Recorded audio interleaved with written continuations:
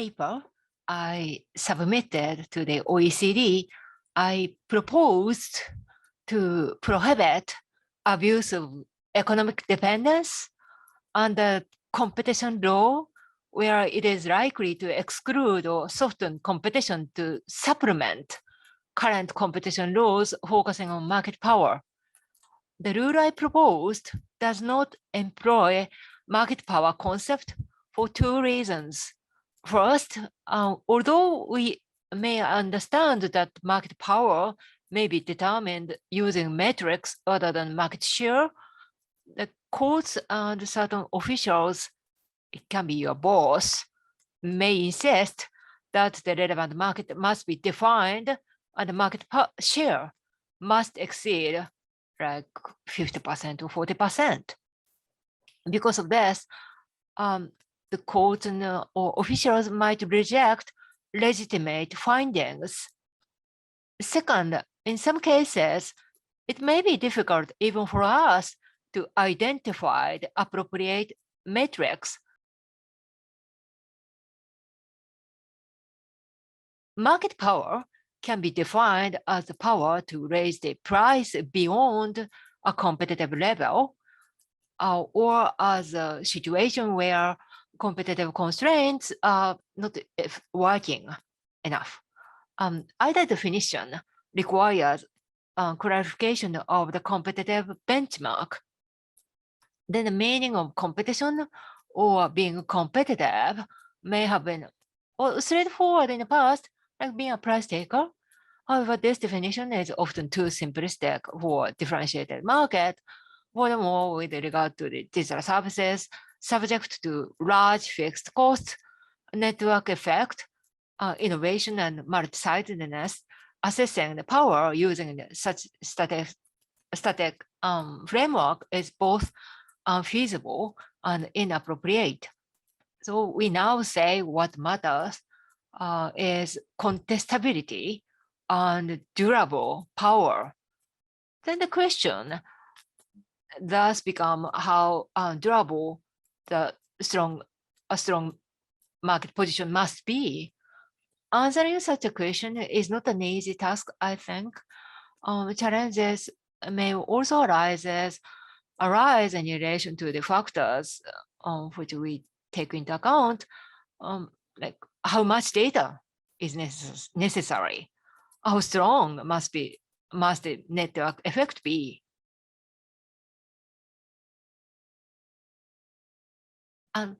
We could debate these issues forever, but market participants do not have the luxury of time when abusive practices are threatening their commercial viability. Given that the plaintiff or the competition authorities bear the burden of proof to show all legal requirements are met, such indecisiveness regarding the identification of market power is likely to lead to the under-enforcement of competition laws, I think.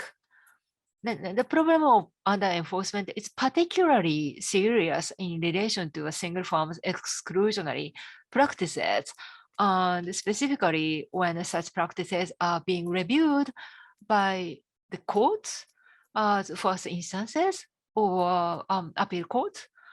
With respect to single firms exclusionary practices, there is neither per se a rule nor a pre-notification system in place. So while competition authorities may establish an appropriate assessment framework for mergers soon, the same cannot be said for courts.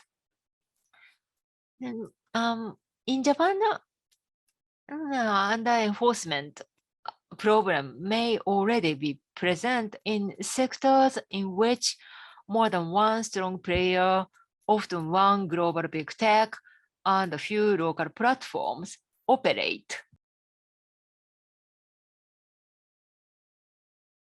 For example, Japan has two major online marketplace platforms, Amazon and Rakuten. And there is also a minor player, Yahoo Shopping, which has smaller market share, but maybe potentially unpowerful given its membership and Z Holding Group, better known as SoftBank Group, a conglomerate which also owns Line, Japan's dominant messaging service company. And under such circumstances, who holds market power? No one.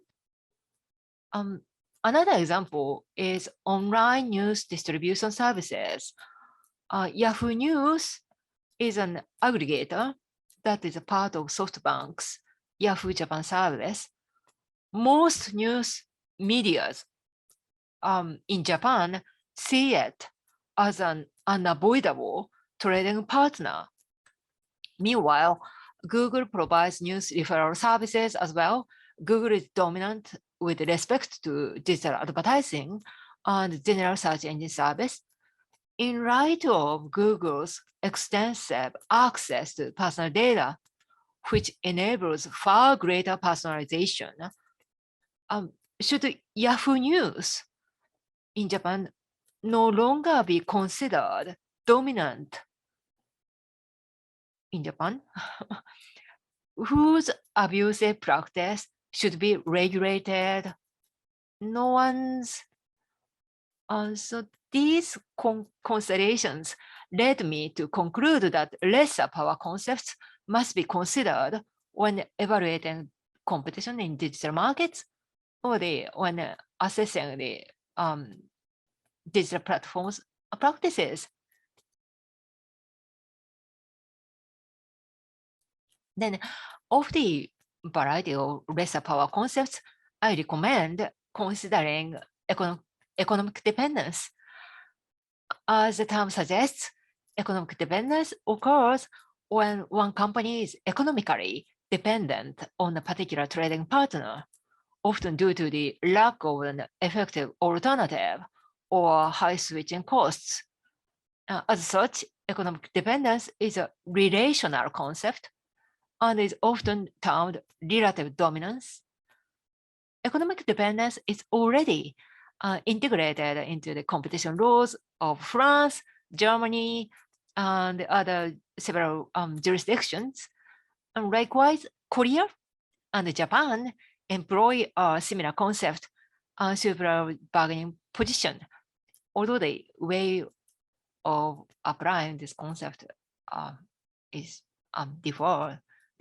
Well, anyways, the economic dependence is a key concept in the labor law as well, and the courts are therefore familiar with it.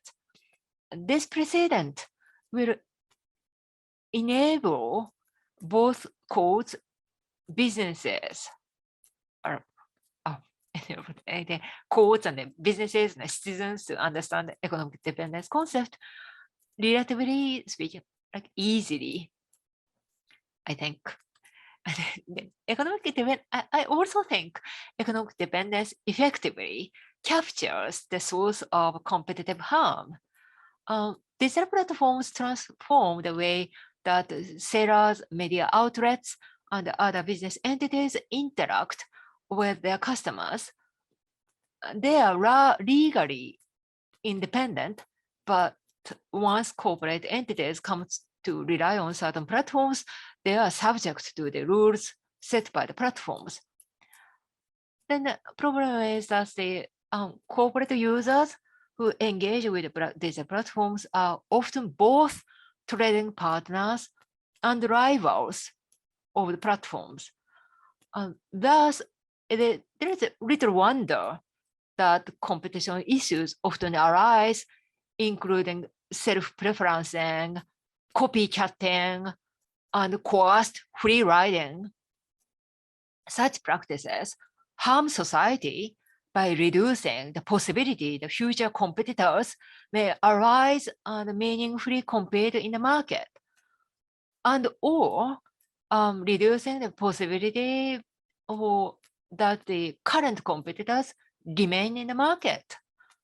So it is thus imperative, very important that competition law ensures digital platforms are unable to cannot exploit their competitors when trading with them.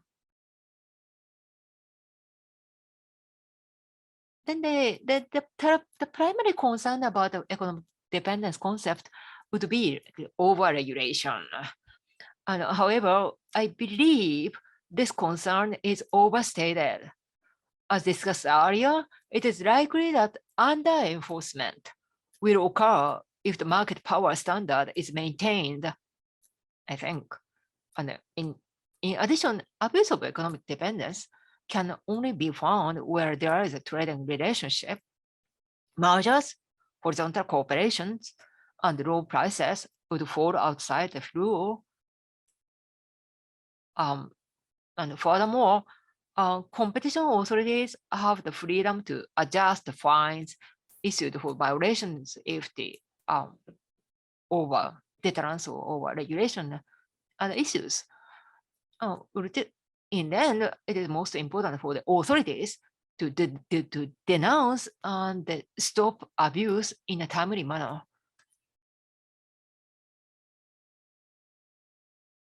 And some may further argue that existing laws or new laws and agencies can address the problems raised by this paper more effectively than any change to the competition rules. That is possible. Platform-specific law may be better suited. I do welcome the development of general contract laws. However, legislators, policymakers, and courts are not necessarily agile enough. Establishing platform-specific regulation may be deterred by the politically powerful digital platforms as well. It will take it may take years for courts and civil law scholars to fully understand the implications of the newly emerging relationship and to develop responsive legal principles. Then competition laws and authorities can provide avenues to inform such developments, I think.